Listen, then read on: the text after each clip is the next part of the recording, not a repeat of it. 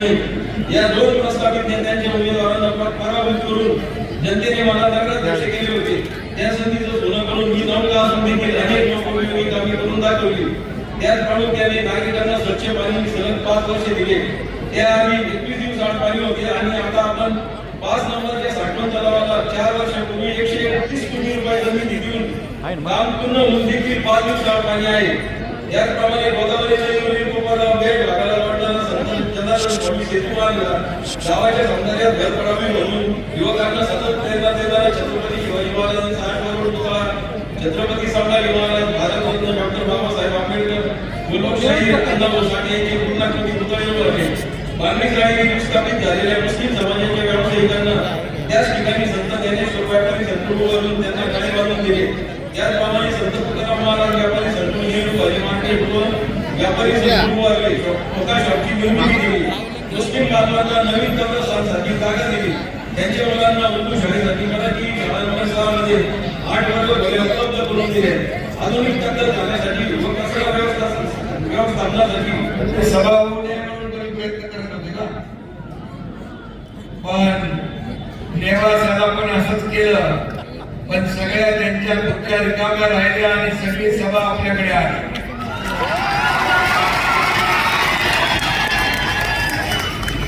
आता लाडक्या बहिणींना तुम्ही फसवू शकत नाही. त्यांचा लाडका भाऊ त्यांच्या समोर उभा आहे आणि म्हणून या लाडक्या बहिणींसाठी मी मुख्यमंत्री असताना मुख्यमंत्री माझी लाडकी बहीण योजना सुरू केली. अनेक लोकांनी त्याला विरोध केला. अनेक लोक कोर्टात गेले. अनेक लोकांनी त्याच्यात खोडा घातला. पण माझ्या लाडक्या बहिणींनी त्यांना चांगला जोडा दाखवला आणि त्याला घेऊन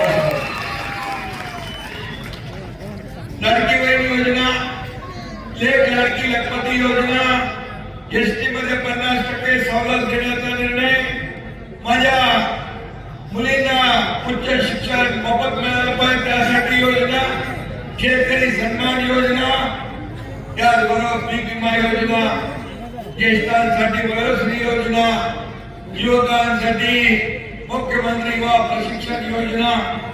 याच्यामध्ये थोडी अडचण आहे, ती देखील आपण दूर केल्याशिवाय राहणार नाही आणि युवकांची देखील योजना सुरू आहे.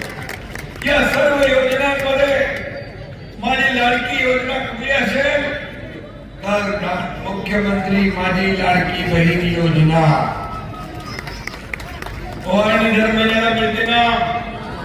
आणि म्हणून कोणी मायकाला आला तरी लाडकी बहीण योजना कधी बंद होणार नाही. उलट 1500 रुपये पत्रकार विचारतात 2100 कधी देणार. मी त्यांना सांगितलं योग्य वेळी देणार किंवा देणार म्हणजे देणार. आणि फक्त या योजनेवर थांबणार नाही. माझ्या लाडक्या बहिणींना स्वतःच्या पायावर उभा करणार. अनेक माझ्या लाडक्या बहिणी एकत्र येऊन छोटा मोठा व्यवसाय करू लागल्या. त्यांना लाडकी बहीण योजनेतून लाडकी बहीण लखपती बनवल्याशिवाय आम्ही राहणार नाही हा शब्द मी या ठिकाणी देतो. आणि म्हणून बघा आपले राजेंद्र जावरे या ठिकाणी आपले उमेदवार आहेत आणि मी पण आपल्याला सांगतो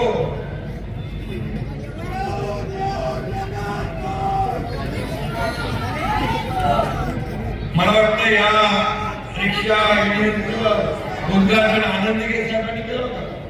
आनंद दिघे साहेबांनी या रिक्षा युनियनचं उद्घाटन केलं त्याचा मला आनंद आहे. राजाभाऊंनी रिक्षा चालक म्हणून काम केलं. युनियनचं अध्यक्ष बघितलं.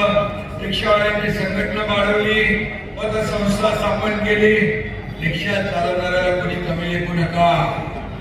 रिक्षावाल्यांना त्यांनी हक्यात घेतलं.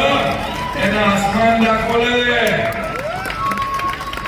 त्यामुळे जर मी मुख्यमंत्री होऊ शकतो तर मग कोपरगाव नगराध्यक्ष राजाभाऊ का नाही होऊ शकत.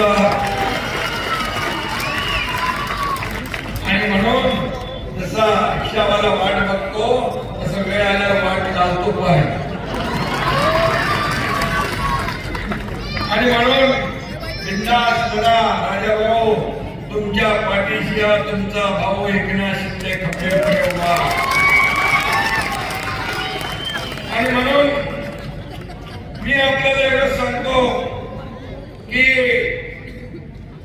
या लाडक्या बहिणींना योजना देत असताना माझ्या मनामध्ये पूर्वीचे दिवस होते. मी देखील एका शेतकऱ्याच्या कुटुंबातून जन्माला आलो. एक सर्वसामान्य कुटुंबात माझा जन्म झाला. मी त्यावेळची परिस्थिती पाहिली आहे. माझ्या आईची, माझ्या पत्नीची काटकसर पाहिली आहे. महिना कसा भागवायचा, कशी काटकसर करायची हे मी डोळ्यांनी पाहिलंय. आणि मी जेव्हा मुख्यमंत्री झालो तेव्हा ठरवलं की माझ्या लाडक्या बहिणींसाठी, मातांसाठी काहीतरी निर्णय घ्यायचा. आणि त्यातून लाडक्या बहीण योजनेचा जन्म झाला.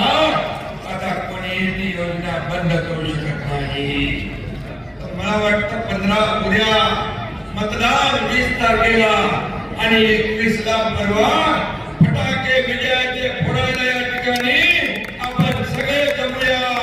या कोपरगाववर शिवसेनेचा भगवा फडकवूया.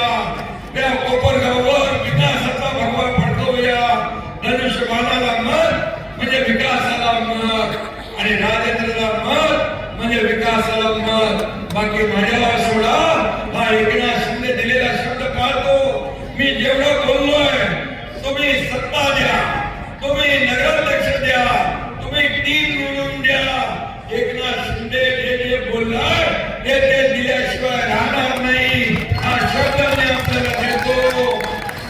आणि म्हणून मी असं कधी जे होणार ते बोलतो, जे होणार नाही ते बोलत नाही.